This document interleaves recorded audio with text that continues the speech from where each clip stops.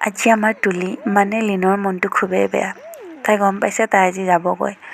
তো আমি অকণমান ধেমালি কৰি আছোঁ, খেলি আছোঁ, চবেই মানে হেঁপাহ পলুৱাই লৈ লৈছোঁ আৰু খেলি লৈছোঁ। তাৰপিছত এয়া বৰ্তাৰ কোচত তাই পূৰা যাব ওলাইছে যে মনটো সঁচাকৈ তাইৰ ইমানেই বেয়া লাগিছে। মাজে মাজে হাঁহিছে, মাজে মাজে মনটো আকৌ মাৰি দিয়ে। তাৰপিছত আমাক সকলোকে টাটা দি তাইক আমি যাব দিলোঁ, কাৰণ যাবতো লাগিবই, বেছি ধেমালি কৰি থাকিলে তাইৰো মনটো বেয়া লাগিব। সেইকাৰণে তাইক টাটা দি আমাৰ বহিল মিটিং।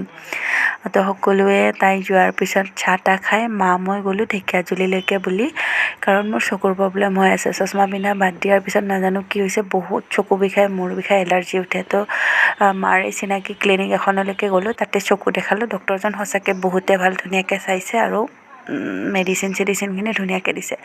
তাৰপিছত ৰিপৰ্টটো লোৱাত দেৰি আছিল কাৰণে এইফালে চাওমিন খাই ল'লোঁ মই চাওমিন খাই মেলি ৰিপৰ্ট ল'লোঁ। আৰু ঘৰত আহি দেখিলোঁ ফুচকা পাৰ্টি চলি আছে। তো ফুচকা চুচকা ধুনীয়াকৈ খাই ল'লোঁ সকলোৱে মিলি। তাৰপিছত আহি গ'ল আমাৰ ম'ম' পাৰ্টি, ম'ম' খাই ল'লোঁ। তাৰপিছত আহি গ'ল আকৌ আমাৰ লাল চাহ আৰু আলু চপ। তো আজি ইভিনিংটো খাওঁতে গ'ল।